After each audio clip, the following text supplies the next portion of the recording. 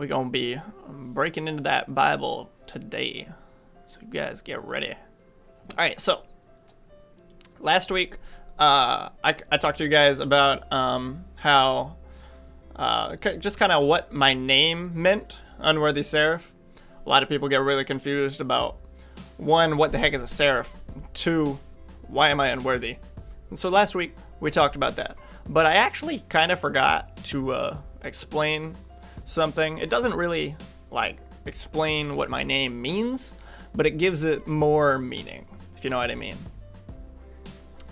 So I guess it's kind of good that I forgot about that part, because now we can make it in its own little thing, go into it in a little more detail, and I can tie in some of the stuff that I talked about at Minecraft Church a few weeks ago. So, but let's go back to Isaiah 6:2 once more, where my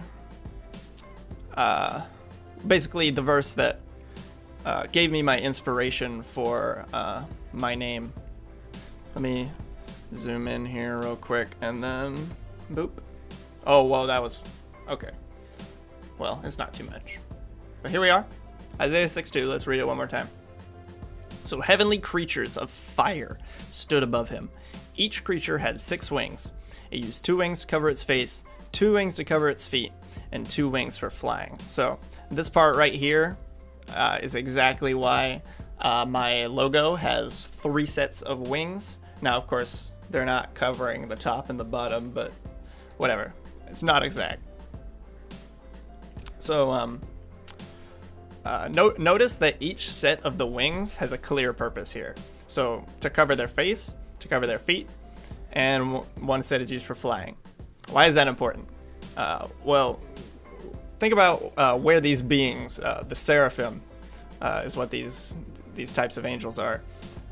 Think about where they are right now. They are in the presence of God, like always, all the time. And you know, when Moses came down from Mount Sinai in Exodus in the Old Testament, his face was glowing from being in the presence of God.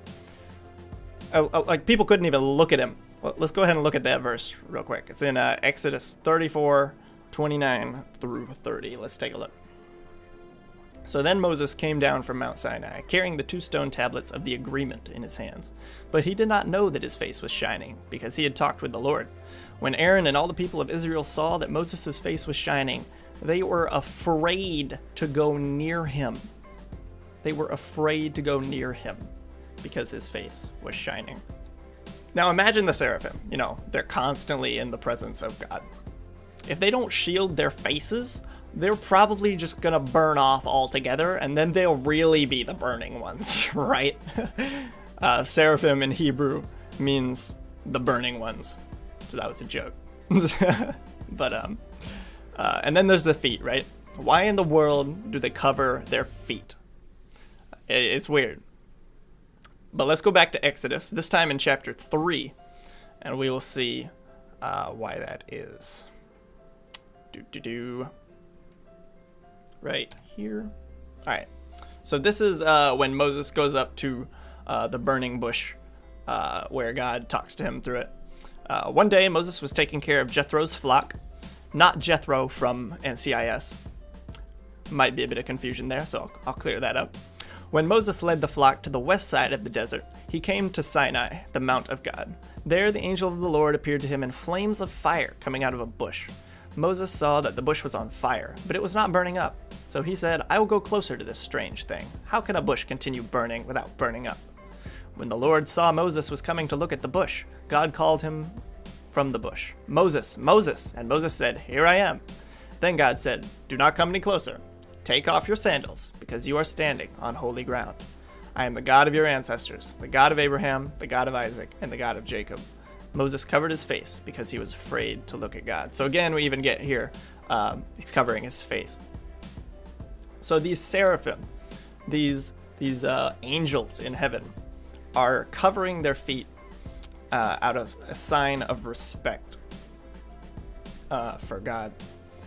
And you know, if they're doing that, if angels are doing that, you know, how much more do we need to do that? some of you in here might not be Christians, and that's fine. You don't have to be a Christian to watch the stream or anything. It's fine. But let's take a look at 1 Peter 5 real quick. Let's take a look at 1 Peter 5. So, in the same way, younger people should be willing to be under older people, and all of you should be very humble with each other. God is against the proud, but he gives grace to the humble. Be humble under God's powerful hand, so he will lift you up when the right time comes. Give all your worries to him, because he cares about you. So listen to what it says there. He will lift you up. Think of it like this. And if you're not a Christian, I'll still make this relevant to you. Just give me a second. So we got 3 pairs of wings, okay? We're going to want to fly with every single one of those wings. We're going to want to fly as high up as we can.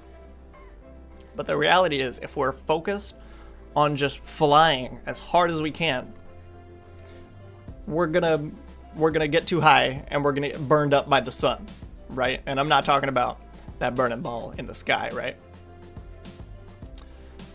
But so we don't fly with all 6 wings, right? We fly with one set, and with the other two, we humble ourselves. We cover our face, we cover our feet.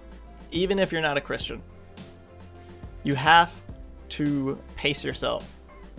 You cannot just gun-ho shoot for the stars. You have to take it easy, do it smart, slow down a little bit. Because otherwise you're just going to fail if you're tunnel visioned onto whatever you're doing. But for those of us who are Christians, lots of times we forget to humble ourselves in front of God before we take to the skies. We just go there without thinking. We can have the best intentions of the world. We can maybe we want to solve world hunger. Maybe we want to make world peace. But we're probably not going to do it without God. Can't really do much without God. But that's why God's grace is so important. No matter what you've done, no matter how many times you've failed, no matter how many times you've flown so fast and dropped on the ground, he's always going to pick you back up. He's always going to take you back into his arms. He's going to pat you on the back and be like, try again. It's all right. The fact that we can come to him for strength and support when we need it the most it's comforting. It's comforting. But that was SeraphShares this week, every Wednesday night at 9 p.m. Eastern, where I just talk about stuff. Sometimes it's biblical, sometimes it's just whatever. The first time we talked about how I picked up a hitchhiker and almost died. Not really. Didn't almost die, but I did pick up a hitchhiker, and that was an interesting story for sure. If you missed that one, head over to my YouTube and check that one out, because it was an experience. I'll just say that.